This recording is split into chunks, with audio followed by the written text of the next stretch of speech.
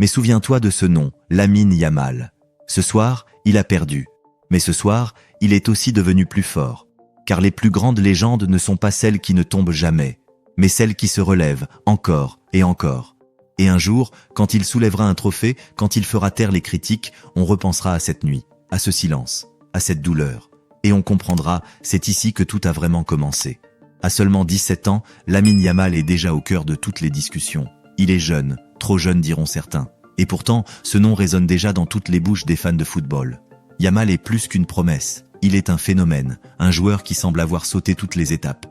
Mais ce samedi soir, à Munich, dans une finale de Ligue des Nations à haute intensité, il a vécu ce que tous les grands ont traversé un jour. Une désillusion. Une vraie. Une qui pique, une qui laisse des traces. L'Espagne s'est inclinée face au Portugal et Yamal a quitté la pelouse avec une mine fermée. Ce n'était pas son soir. Pour comprendre ce que cette défaite représente, il faut revenir quelques mois en arrière. Yamal, issu de la Masia, n'était encore qu'un espoir du Barça, un gamin au dribble soyeux mais encore peu connu du grand public. Mais rapidement, tout s'accélère. Xavi lui donne sa chance. Et lui, sans trembler, saisit l'opportunité. Il ne lui faut que quelques matchs pour montrer l'étendue de son talent. Vitesse, intelligence de jeu, capacité à éliminer dans les petits espaces. Il impressionne. Puis viennent les premières sélections avec la Roja. Il devient le plus jeune joueur à porter le maillot espagnol. Et aussi, le plus jeune buteur de l'histoire de la sélection. En quelques semaines, il fait ce que d'autres mettent des années à accomplir. Il casse les codes, il s'impose, et surtout, il attire l'attention. Lors de l'Euro 2024, c'est la confirmation. Yamal devient l'un des hommes forts de l'équipe d'Espagne. Il ne joue pas comme un ado. Il joue avec une maturité qui déroute. Il enchaîne les performances solides, les passes décisives, les dribbles déroutants. Il sort du tournoi avec le titre de meilleur jeune joueur de la compétition. Toute l'Europe parle de lui. Certains le comparent déjà au plus grand. D'autres, plus prudents, lui rappellent que le plus dur reste à faire, durer. Mais il ne compte pas s'arrêter là. Avec la Ligue des Nations, l'occasion est belle de soulever son premier trophée en sélection. Et dès la demi-finale contre la France, il montre qu'il est prêt. Dans un match complètement fou, terminé sur le score incroyable de 5-4, Yamal brille. Il ouvre le score, transforme un penalty et fait des misères à la défense française. Les observateurs sont conquis, la presse s'emballe, les fans rêvent déjà d'un nouveau roi. Il devient la star d'un soir, celle qu'on attend de revoir en finale. Car oui, l'Espagne est en finale. Et Yamal en est le symbole. 8 juin, Munich. L'Espagne affronte le Portugal, mais ce n'est pas un match comme les autres. Car en face, il y a Cristiano Ronaldo. 40 ans et toujours là. Toujours décisif, toujours en quête d'un dernier titre. Ce duel, tout le monde en parle. Le choc des générations, le jeune prodige contre la légende, le présent contre le passé glorieux, un match plein de promesses, d'émotions, d'histoires à écrire. Dès le coup d'envoi, le rythme est élevé. L'Espagne prend le contrôle du ballon, impose son style, fait circuler rapidement. Yamal touche ses premiers ballons, mais on sent que le Portugal a préparé son plan. Nuno Mendes est constamment sur lui, il ne lui laisse aucun espace. Yamal tente, provoque, mais ne parvient pas à faire la différence. Il semble manquer d'un petit quelque chose, peut-être la fraîcheur, peut-être l'expérience. L'Espagne ouvre pourtant le score par Zubimendi, puis Oyarzabal double la mise. On pense alors que la Roja va dérouler. Mais le Portugal ne s'avoue pas vaincu. Nuno Mendes réduit le score, puis Cristiano Ronaldo égalise.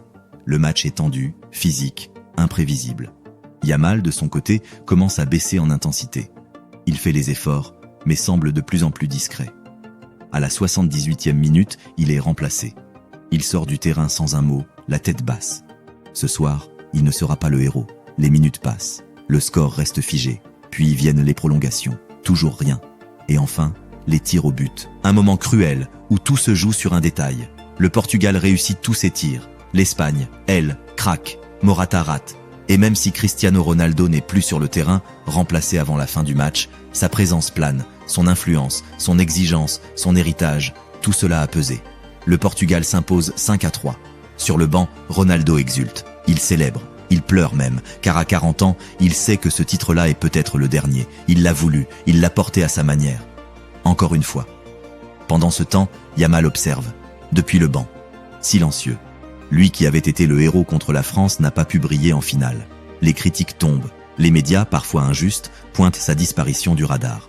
Certains internautes, sans pitié, ironisent. D'autres s'inquiètent. Mais les plus lucides savent. Ils savent que cette soirée fait partie du chemin, qu'elle est un passage obligé, une étape de construction, car ce n'est pas un échec, c'est une leçon. À 17 ans, disputer une finale de Ligue des Nations, être titulaire, attirer l'attention du monde entier, ce n'est pas donné à tout le monde. Yamal a perdu, oui, mais il a aussi appris.